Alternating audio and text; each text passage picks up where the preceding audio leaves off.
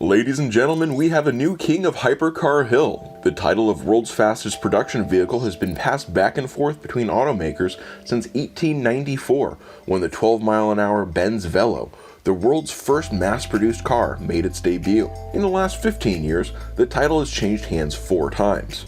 Bugatti took it in 2005 with the 254-mile-an-hour Veyron BE, only to lose it to the SC Ultimate Aero in 2007.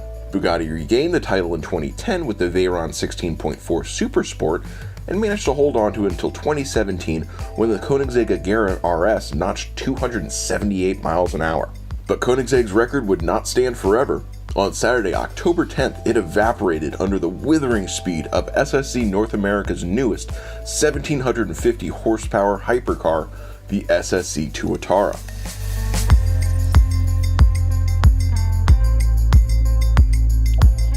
The Tuatara is the end result of more than a decade of R&D. Jared Shelby, no relation to venerated car designer Carroll Shelby, founded SSC North America in 1998, initially producing the SC Ultimate Aero from 2004 to 2013.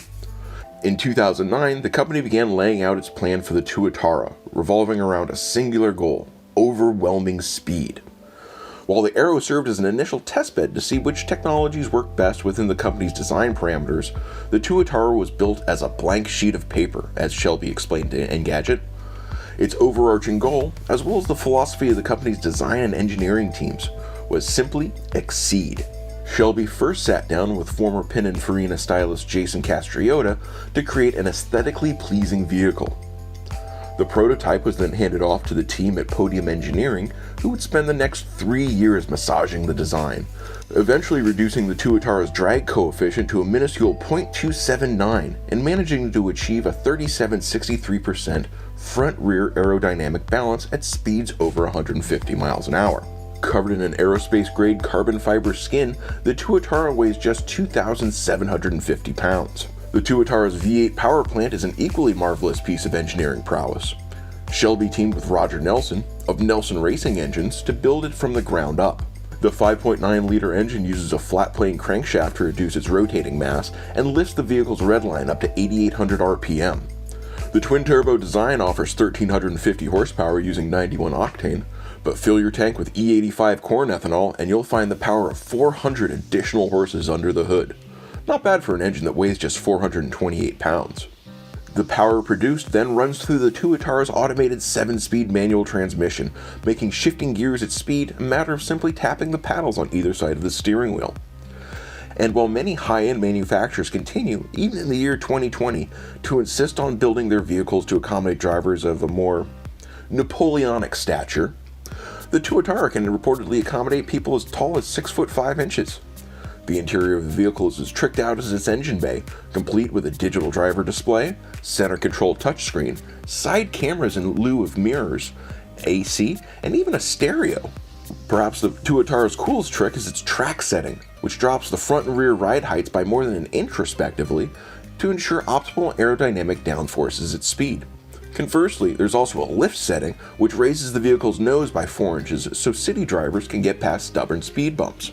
In preparation for the vehicle's record-setting run, SSC North America commandeered a 7-mile-long aero-straight stretch of Highway 160 just outside of Pahrump, Nevada. They even took over the private airstrip at Tonopah Airport for the week, using its aircraft hangar as HQ and the runways as warm-up tracks for UK professional driver Oliver Webb, who would be piloting the Tuatara on its speed runs. According to Shelby's retelling, weather conditions for the week leading up to the Saturday speed run were nothing less than ideal. Clear skies, virtually unlimited visibility, and nary a breeze in sight. See, crosswinds are among a high-speed driver's most daunting challenges. When you're traveling at nearly 5 times the posted speed limit, even a gentle gust is enough to compromise the vehicle's aerodynamics, push it off course, or even throw it clear off the roadway. As such, the SSC North America team spent the run-up repeatedly racing up and down the 7-mile stretch in rental cars, searching for asphalt seams, rough patches, and windbreaks, anything that might interfere with the Tuatara's traction and stability during its drive. So of course, the weather took a turn for the breezy as soon as the SSC team arrived on site early Saturday morning. Compounding the wind was the fact that even just after dawn, the ambient temperature was hovering around 98 degrees Fahrenheit, which could potentially play havoc with the vehicle's tire performance. But having come this far, the team decided to cautiously proceed despite the environmental challenges presented. Webb's first run of the day was an immediate success. The Tuatara had hit 287 on both legs of its circuit, the average of which was enough for SSC North America to reclaim its previously held title of world's fastest production car. But Shelby was looking for more. Much more. Going into this challenge, Jared Shelby had hoped to achieve 500 kilometers per hour, or around 312 miles an hour. However, as wind conditions continued to deteriorate, the chances of actually accomplishing that speed dropped precipitously. On Webb's second run, he managed to coax the Tuatara up to 301 miles an hour, but was getting blown around the roadway by a vicious crosswind near the midpoint of the course. This in itself was a huge deal. Only a handful of vehicles, like the Bugatti Chiron Supersport 300 Plus, have ever managed to crack the elusive 300 mile an hour goal.